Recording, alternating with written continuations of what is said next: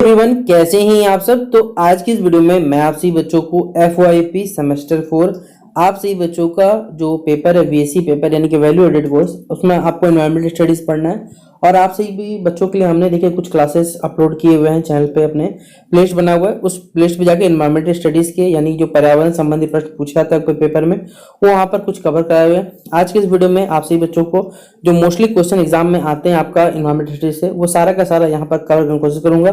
तो video last तक देखिएगा। वीडियो पसंद आए तो वीडियो को लाइक करिएगा। चैनल पर अगर नहीं हुआ है तो चैनल सब्सक्राइब कर लीजिएगा, साथ में बेल आइकन पे क्लिक कर लीजिएगा ताकि इसी प्रकार हर वीडियो को नोटिफिकेशन आपको हमारे चैनल मिलता रहे। डिस्क्रिप्शन में टेलीग्राम, फेसबुक, ट्विटर, इंस्टा सभी का लिंक अवेलेबल है, चाहे फॉलो करना चाहे फॉलो कर सकते हैं। कोई भी अपडेट आएगा शेयर कर दिया जाएगा, ठीक है। देखिए, सबसे पहले आपसे पूछा जाएगा कि भाई ग्रीन हाउस प्रोटोकॉल क्या होता है। तो आपको मालूम होना चाहिए कि ग्रीन हाउस एमिशन से क्या होता है। हमारा इन्वायरमेंट जो होता है यानी पर्यावरण जो होता है वो उसका तापमान लगातार बढ़ता है, और ये ओवरऑल जो बढ़ना क्या कहलाता है वो ग्रीन हाउस यानी ओवरऑल जो ग्लोबल वार्मिंग कहलाता है। लेकिन हमारे पास ग्रीन हाउस प्रोटोकॉल मतलब होता है भाई कोई चीज का रोकथाम। तो ये सरकार और जो भी व्यवसाय यानी जो भी बिजनेस पर्पस लोग होते हैं या उनके नेतृत्व में देने वाले व्यक्तियों के लिए ग्रीन हाउस उत्सर्जन को समझने, उनका परिणाम क्या होगा हमारे पास, ठीक है, निर्धारित करने एवं प्रबंधन हेतु एक अंतर्राष्ट्रीय हमारे पास क्या है लेखाकरण समाधान है। यानी प्रोटोकॉल मतलब होता है बेसिकली आप भाई नियम कायदे कानून ला रहे हैं ताकि इन चीजों को हम लोग रोक सके, इनसे क्या इनका असर दिखेगा, इनसे क्या क्या हो सकता है और इस प्रकार हम लोग किस प्रकार समझ सकते हैं। इसका पूरा लेखा जोखा जो होता है हमारे पास वो ग्रीन हाउस प्रोटोकॉल होता है। ये बात आपको समझना पड़ेगा। तो ऑप्शन नंबर क्या हो जाएगा इसका, ए नंबर इसका राइट आंसर हो जाएगा। अगला सवाल आपसे पेपर पूछा जाएगा कि पर्यावरण एवं पारिस्थितिकी का जो जैविक घटक क्या होता है ये बताना है। पर्यावरण यानी हमारा जो बेसिकली एनवायरनमेंट हो गया, पारिस्थितिकी जो इकोलॉजी का जैविक घटक मतलब हमारे पास जो बायोटिक फैक्टर होता है। बायोटिक फैक्टर मतलब भाई जिसमें जान होता है, मैं सीधा बताता हूँ। क्या मृदा में जान है, क्या जल में जान है, क्या वायु में जान नहीं। वनस्पति मतलब होता है वेजिटेशन मतलब होता है पेड़ पौधे। तो पेड़ पौधों में जान होता है, तो पेड़ पौधे से हमारा पर्यावरण और इकोलॉजी जुड़ा हुआ है। तो एक मुख्य घटक दोनों के बीच का क्या हमारे पास वनस्पति होता है। तो ऑप्शन नंबर क्या हो जाएगा, डी नंबर हो जाएगा। फिर देखिए यही सवाल है हमारे पास है, पर्यावरण एवं पारिस्थितिकी का भौतिक घटक यानी फिजिकल आपको यहाँ पर फैक्टर बताना है। तो फिजिकल फैक्टर दोनों को कौन सा जोड़ के रखता है, क्या जंतु, वनस्पति, पारिस्थितिकी या फिर प्रवाहित जल। तो देखिए जो पानी बेसिकली फ्लो होता है यानी जो वाटर फ्लोइंग होता है, फ्लोइंग वाटर जो होता है हमारे पास, वो हमारा पर्यावरण और पारिस्थितिकी का एक भौतिक घटक होता है जो एक दूसरे को जोड़ के रहता है। तो हमारे पास ऑप्शन नंबर क्या हो जाएगा, सी नंबर हो जाएगा राइट आंसर। फिर अगला बोला गया है जीवों तथा पर्यावरण के जो पारस्परिक संबंध होते हैं, यानी जो भी हमारे पास पेड़ पौधे हम लोग देखिए जीव जंतु मानते हैं और हमारे पर्यावरण के बीच में जो हमारे पारस्परिक संबंध है, इसका अध्ययन जो हमारे पास वो क्या कहलाता है, इकोलॉजी कहलाता है। आपको मालूम होगा तो ये पारिस्थितिकी कहलाता है। ऑप्शन नंबर क्या हो जाएगा, डी नंबर इसका राइट आंसर हो जाएगा। फिर अगला देखिए, हमने आपको बताया इकोलॉजी क्या होता है। तो इकोलॉजी जो शब्द है इसका सर्वप्रथम प्रयोग किसने किया था, तो टांसले नामक वैज्ञानिक थे जिन्होंने क्या किया था, सबसे पहले इकोलॉजी वर्ड का इस्तेमाल किया था। तो इकोलॉजी को हिंदी में क्या बोलते हैं याद रखिएगा, पारिस्थितिकी बोला जाता है। और इस वर्ड का सबसे पहले इस्तेमाल टांसले नामक वैज्ञानिक ने किया था। तो ऑप्शन नंबर क्या टिक करिएगा, बी नंबर। फिर अगला सवाल है, वन के पारिस्थितिक तंत्र की में कवक को किस समूह में सम्मिलित किया जाता है। यानी जो हमारा फंगस होता है, वन के क्षेत्र में बताया हुआ है कि जो फॉरेस्ट का इकोलॉजी है, ठीक है, उसमें जो फंगस है, कवक है, उसको किस ग्रुप में रखा जाता है। तो देखिए फंगस क्या करता है, बेसिकली वो डिकम्पोजर करता है। डिकम्पोजर मतलब अपघटन करता है। मतलब देखिए कोई भी चीज सड़ता गलता है तो भाई फंगस है, बैक्टीरिया है, ये वो सब के सब रोल प्ले करते हैं डिकम्पोज यानी जो चीज सड़ाने गलाने में। और सड़ाने गलाने को हिंदी में क्या कहते हैं, अपघटन करता कहा जाता है। इंग्लिश में डिकम्पोजर्स के नाम से जाना जाता है। तो ऑप्शन नंबर क्या हो जाएगा, डी नंबर इसका राइट आंसर होगा। फिर अगला बोला हुआ है कि जलवायु परिवर्तन से सर्वाधिक प्रभावित होने वाले देशों की सहायता किसने किया है। देखिए जलवायु परिवर्तन से जो सर्वाधिक जो प्रभावित होने वाले जितने भी देश है, ठीक है, जलवायु क्लाइमेट चेंज हुआ तो उनको सहायता किसने बनाया था। तो green climate fund basically agency है जिनके द्वारा उनको सहायता दिया गया था, मतलब सपोर्ट किया गया था बेसिकली कह सकते हैं। तो ग्रीन क्लाइमेटेड फंड हो जाएगा इसका राइट आंसर। अगर पूछा हुआ है कि वनों को नष्ट करने का क्या कुप्रभाव देखने को मिलता है, आप खुद बताइए अधिक से अधिक। जैसे फॉर एग्जांपल भाई अभी आपने देखा होगा केरल के 4 जिले में क्या आया था, लैंडस्लाइड आया था, वहां भूस्खलन हुआ था। क्यों हुआ था, क्योंकि डिफोरेस्टेशन का मामला वहां भी देखा गया था। प्लस बारिश के कारण कुछ ना कुछ इफेक्ट दिखा। तो ये सब के सब डिफोरेस्टेशन का इम्पैक्ट ही हमें होता है, जिससे सॉइल इरोजन होता है। सॉइल इरोजन मतलब ये होता है मिट्टी का मृदा अपरदन कहा जाता है हिंदी में। और मिट्टी का कट के बह जाने क्या कहलाता है हमें मृदा अपरदन। और होता क्या है, क्योंकि पेड़ पौधे नहीं रहेंगे तो भाई मिट्टी को पकड़े हुए नहीं रहेंगे, और मिट्टी पकड़ेंगे तो ऑब्वियसली बात है भाई मिट्टी को बह जाएगा, और मिट्टी बहना ही क्या कहलाता है हमारे पास मृदा अपरदन के नाम से जाना जाता है। तो ऑप्शन नंबर क्या होगा, ए नंबर राइट आंसर होगा। फिर अगला बोला है पहाड़ी पर जो होते हैं वो काफी नमी एवं जल होता है। पहाड़ी जो क्षेत्र होते हैं उनमें नमी पाया जाता है, मॉइस्चर पाया जाता है, जल पाया जाता है। फिर भी यहाँ पर मरुद्र क्यों होते हैं, मतलब हमारे पास यहाँ किस प्रकार मरुद्र क्यों बनते हैं हमें बताना है। क्योंकि यहाँ बेसिकली ढलानों के कारण जो पानी है ना, जो स्लाइड्स होते हैं, पानी बह के चला जाता है, और पौधे द्वारा जो पानी है भाई वो मिलेगा नहीं, तो यहाँ के प्लांट्स जो क्या होंगे, मरुद हो जाएंगे हमारे पास। तो ऑप्शन नंबर बी हो जाएगा। फिर जो हमारे पास प्राकृतिक पारिस्थितिक जो क्या कहते तंत्र है उसका उदाहरण क्या है हमें बताना है। जो हमारा प्राकृतिक पारिस्थितिक तंत्र है, यहाँ खेत है, बांध है, झील है, पार्क है। एक नेचुरल हमारे पास इकोलॉजी बताना कौन सा है, तो भाई वो हमारे पास क्या झील होता है, क्योंकि ये खेत बांध पार्क ये हमने बनाया, लेकिन झील एक नेचुरल रूप से हमारे पास अवेलेबल है। तो ऑप्शन नंबर क्या होगा, सी नंबर इसका राइट आंसर हो जाएगा। फिर अगला सवाल बोला हुआ आपसे बच्चों यहाँ पर कि कृत्रिम पारिस्थितिकी तंत्र का उदाहरण है। कृत्रिम मतलब आर्टिफिशियल। देखिए हमने भाई प्रवाल भित्ति जो कोरल रीफ्स होते हैं, आपने अंडमान निकोबार या मालदीव्स का नाम सुना होगा भाई, फेमस बेसिकली कोरल रीफ्स के कारण होते हैं वो लोग। वेटलैंड हमारे पास एक जगह है जो नेचुरल रूप से पाया जाता है, नदी भी नेचुरल रूप से, लेकिन हम लोग जो खेत है भाई वो हम लोग खुद डिजाइन करते हैं कि हमें खेत कैसा चाहिए। तो ये कृत्रिम पारिस्थितिक तंत्र होता है, आर्टिफिशियल हम लोग क्या करते हैं, इकोलॉजी सेटअप करते हैं, जैसे एक्वेरियम होता है हमारे मछली को रखने के लिए। तो ऑप्शन नंबर सी हो जाएगा।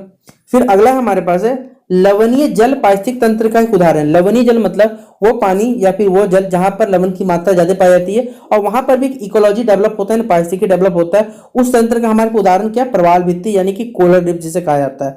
ऑप्शन नंबर क्या हो जाएगा, बी नंबर हो जाएगा। फिर स्वच्छ जल, तो बताइए भाई स्वच्छ जल का पारिस्थितिक तंत्र का उदाहरण हमारे पास क्या हो जाएगा, एक तालाब हो जाएगा। समुद्र तट में नमक का मात्रा ज्यादा है, खाड़ी में भी मिट्टी का एस्चुरी हमारे पास नहीं होगा, होगा क्या हमारे पास तालाब हो जाएगा।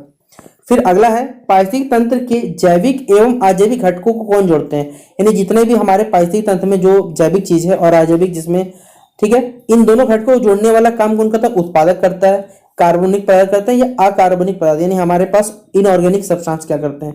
तो देखिए ये जितने भी हमारे पास जैविक मतलब जिसमें जान है, अजैविक जिसमें हमारे बेसिकली जान नहीं है, इन दोनों को जोड़ने वाला काम कौन करता है, इनऑर्गेनिक कंपाउंड्स बेसिकली करते हैं हमारे पास। तो ये हो जाएगा ऑप्शन नंबर सी। फिर अगला है मृदा अपरदन को किसने बचाया, तो भाई मृदा अपरदन आपको कम करना है, यानी मिट्टी का कट के बहना मृदा अपरदन कहलाता है। लेकिन अगर आपको इसको क्या रोकना है तो आप रोकने क्या कर सकते हैं, ज्यादा से ज्यादा क्या करें, वन रोपण करिए, मतलब पेड़ लगाइएगा। पेड़ लगाइए तो मिट्टी को पकड़े हुए रहेगा, और मिट्टी पकड़ेगा तो भाई मिट्टी नहीं बहेगा, तो हमारा ऑब्वियसली बात है मृदा अपरदन कम हो जाएगा। फिर अगला सवाल है एक पारिस्थितिकी तंत्र में उत्पादक एवं उपभोक्ताओं की संख्या को कौन निश्चित करते हैं। एक हमारे पास इकोलॉजी है जहां पर हमारे पास जो प्रोड्यूसर है कंज्यूमर है, ठीक है, उत्पादक और उपभोक्ता हमारे पास है।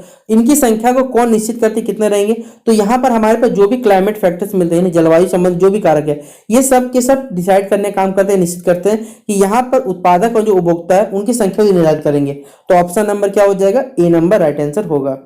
फिर अगला है पारिस्थितिकी तंत्र के पादपों एवं प्राणियों के पारस्परिक संबंधों का आधार क्या होता है हमारे पास। जो भी हमारे पास पारिस्थितिक तंत्र है उसमें जो हमारे प्राणी जगत हो गए, पादप जगत के जो लोग, पादप जगत प्लांट्स हो गए, एनिमल्स हो गए हमारे पास, इनके बीच के जो पारस्परिक संबंध है, इनका आधार क्या है, ये सब के सब न्यूट्रिशन से जुड़े हुए, पोषण संबंध से दोनों के दोनों जुड़े हुए रहते हैं। तो ऑप्शन नंबर क्या हो जाएगा, बी नंबर होगा। फिर अगला है प्रकाशीय ऊर्जा को रासायनिक ऊर्जा में कौन बदलते हैं, यानी बेसिकली बात करें अगर हमारे पास सनलाइट को, जैसे प्रकाशिक ऊर्जा मतलब भाई होता है सन का एनर्जी, सन का एनर्जी केमिकल एनर्जी कौन बदलता है, तो भाई प्लांट्स बदलते हैं। प्लांट्स कैसे बदलते हैं, फोटोसिंथेसिस प्रोसेस यानी प्रकाश संश्लेषण के द्वारा। तो ये विधि हमारे पास क्या करता है, प्रकाशीय ऊर्जा को रासायनिक ऊर्जा में बदलता है। तो ऑप्शन नंबर क्या होगा, डी नंबर इसका राइट आंसर हो जाएगा। फिर अगला है पारिस्थितिकी तंत्र के स्वपोषी घटक। स्वपोषी मतलब देखिए क्या होता है, एक आता है हमारे पास ऑटोट्रॉपिक, एक होता है हेटेरोट्रॉपिक। ऑटोट्रॉपिक को स्वपोषी बोला जाता है, हेटेरोट्रॉपिक को परपोषी या विषमपोषी बोल सकते हैं आप लोग। तो जो अपना खाना खुद बनाते हैं उन्हें स्वपोषी कहा जाता है, जो अपना खाना खुद नहीं बनाते या दूसरों पर निर्भर रहते हैं उन्हें हम लोग विषमपोषी या परपोषी कहा जाता है। तो इसमें से पेड़ पौधे यानी पादप जगत यानी प्लांट्स है, वो अपना खाना खुद बनाते हैं, इसलिए वो क्या कहलाएंगे, एक स्वपोषी घटक कहलाएंगे। तो ऑप्शन नंबर क्या होगा, सी नंबर। फिर अगला है हरे पौधों को पारिस्थितिकी में क्या कहा जाता है, तो भाई हरे पौधे जो होते हैं उन्हें क्या कहता है, प्रोड्यूसर कहा जाता है, यानी उत्पादक कहा जाता है, क्योंकि उन्हीं के द्वारा हमें जो फल फूल खाने का सामान सारी चीजें हमें किससे मिलती है, पेड़ पौधों से। तो ये क्या कहलाता है, प्रोड्यूसर्स कहलाते हैं, यानी उत्पादक कहलाते हैं। फिर अगला बोला गया विश्व का सर्वाधिक जो प्रसिद्ध कीटनाशक यानी सबसे ज्यादा कीटनाशक इस्तेमाल होने वाला या जो इंसेक्टिसाइड या पेस्टिसाइड इस्तेमाल होता है वो क्या है बच्चों, डीडीटी। याद रखिएगा ऑप्शन नंबर क्या है हमारे पास है, ए नंबर होगा। फिर जो डिजर्टिफिकेशन, आप बताइए डिजर्टिफिकेशन मतलब क्या होता है? पूरा जगह बेसिकली जहां पानी नहीं मिलता है, जहां पूरा बंजर भूमि है, उन्हें हम क्या कहते हैं, डिजर्टिफिकेशन हमसे जानते हैं। तो ये कब होता है, किन जगहों पे? जैसे राजस्थान के आप कुछ जगहों में देखते हैं बहुत ज्यादा रेत ही रेत है, क्यों? वहां तापमान बहुत ज्यादा है और वहां कम वर्षा होती है। जब कम वर्षा होगी तो ऑब्वियसली बात है वहां डिजर्टिफिकेशन बढ़ेगा। तो ऑप्शन नंबर क्या हो जाएगा, डी नंबर होगा। फिर हमारे पास शाकाहारी जो प्राणी होता है वो क्या कहलाते हैं, हमें ये बताना है। उत्पादक कहलाते हैं, प्राथमिक उपभोक्ता कहलाते हैं, द्वितीय उपभोक्ता या फिर तृतीय। तो देखिए जो शाकाहारी प्राणी है वो क्या करते हैं, पेड़ पौधों को खाते हैं। तो ये सबसे पहले क्या कहलाते हैं, प्राथमिक उपभोक्ता, यानी जो हमारे प्राइमरी कंज्यूमर है वो कौन कहलाते हैं, शाकाहारी प्राणी कहलाते हैं। फिर जो है हमारे पास देखिए ये तो उपभोक्ता हो गया।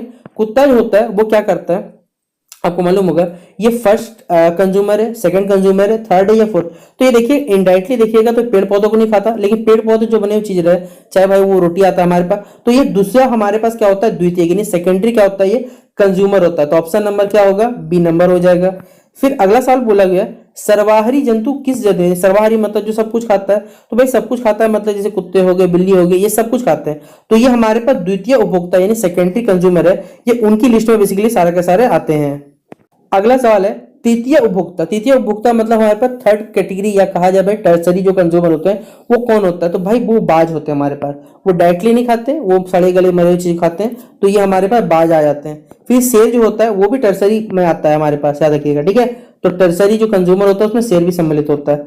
फिर जो गिद्ध होता है, तो भाई ये गिद्ध भी हमारे पे उपभोक्ता होता है, ये भी टर्सरी हमारे पे उपभोक्ता होता है। प्रकृति का जो सफाई कर्मी, आप बताइए प्रकृति को साफ करने के लिए भाई क्या केचुआ, गिद्ध, शतुरमुर्ग या बाघ कौन खाता है? तो भाई गिद्ध क्या करता है, जो वल्चर्स होते हैं बेसिकली जो सड़े गड़े कह सकते हैं फल सॉरी जानवर के मांस रहते हैं, इनफ्लेश रहते हैं, उनको खाने का काम कौन करते हैं, गिद्ध करते हैं, कौवे करते हैं। तो ये सब के सब क्या करते हैं, सफाई कर्मी कहलाते हैं हमारे पर्यावरण के।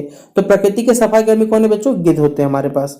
फिर अगला बोला है सम्मार्जक उपभोक्ता को श्रेणी में कौन सम्मिलित है? सम्मार्जक हमारे उपभोक्ता में क्या मेढक आता है या दीमक आता है या छिपकली आता है, सांप आता है? तो जो सम्मार्जक हमारे उपभोक्ता होता है वो इसमें कौन सा कैटेगरी आता है बच्चों, मतलब कौन सम्मिलित है? वो होता है दीमक, यानी कि जो टर्माइट्स इंग्लिश में कहा जाता है। तो ये हमारे पास क्या हो जाएगा, ऑप्शन नंबर ए हो जाएगा।